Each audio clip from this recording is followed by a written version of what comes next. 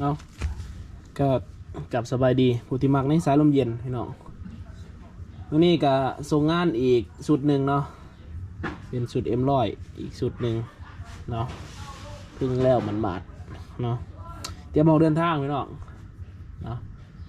จะไปปลายทางอยู่ที่คำมวนเนาะนากายเนาะเมืองนากายหรือว่าเสร็จสมบูรณ์เรียบร้อยพี่น้องสุดM100นะก็ถือว่าโอเคเมื่อนี้ก็มารีวิวให้ได้เบิ่งนำกันเนาะสุดบอดี้ต่างๆทุกอย่างถือว่าเสร็จสับเรียบร้อยเนาะเป็นสุดM100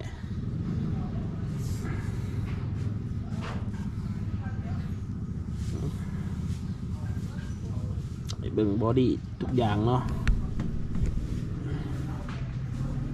ตรงครับ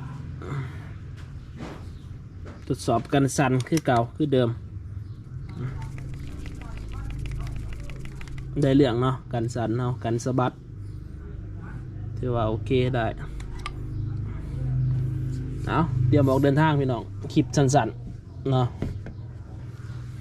กับบ่มียังหลายเนาะเตรียมส่งมอบให้เจ้าของเพิ่นปลายทางอยู่เมืองนากายนะพี่น้องเนาะก็จะเป็นคลิปสั้นๆได้พี่น้องมื้อนี้เนาะก็บ่ได้มีหยังหลายเนาะเอาสำหรับ FC ผู้ที่เพิ่งเข้ามาติดตามใหม่ๆเนาะยังบ่ฮู้เนาะว้าวส่วนโตทั้งนี่สิเป็น อลูมิเนียมเนาะ35เนาะเป็นของโรงงานเลยพี่น้องทางโรงงานอลูมิเนียม35มิลเนาะว้าวเป็นว้าวโรงงานเนาะจะโมเมนต์ว้าวดับเพลิงว้าวเป็นว้าวโรงงานเนาะงานของเขาจะเป็นงานโรงกึ่งเนาะจะใส่โรงกึ่งในการเห็ดสุดนี้ขึ้นมาในการเห็ดสุดนี้ขึ้นมาเนาะในใส่โรงกึ่งเนาะแล้วก็ หลอดขอบเป็นจะเป็นข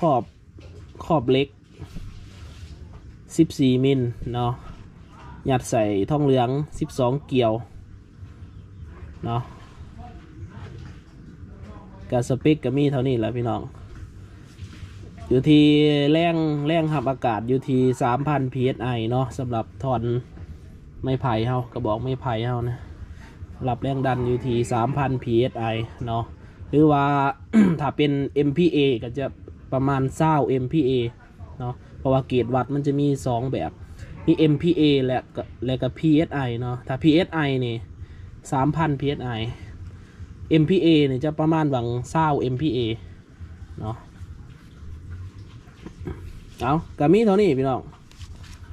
เนาะในถังหนึ่งจะรันได้อยู่40นัดเนาะก็ประมาณนั้นเนาะจะบ่มีเกจวัดลมในโตเนาะมีแต่เบิ่งในบังสูบเอาเนาะ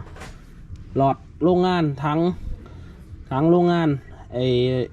วาล์วโรงงานเนาะการอัตราการเปิดปิดมันก็เสถียรกว่าพวกวาล์วดับเพลิงเนาะแน่นอนอยู่แล้วเพราะว่าโรงงานไหนเนาะทุกอย่างเป็นของโรงงานควิกเติมลมโรงงานเนาะพวกสุดค้อนลันพวกสุดค้อนกระแทกเป็นของโรงกึ่งเนาะถ้าผู้ใดอยากประดิษฐ์อยากมีแนวทางเนาะเพื่อจะไปเฮ็ดไส้เองเนาะต้องมีโรงกึ่งจึงสามารถเฮ็ดได้เนาะเพราะว่าทุกพวกสุดกระแทกมันนี่ต้องไปใส่โรงกึ่งเขาโรงกึ่งเฮ็ดเนาะก็เบิ่งแบบคร่าวๆเอาเนาะสำหรับผู้ที่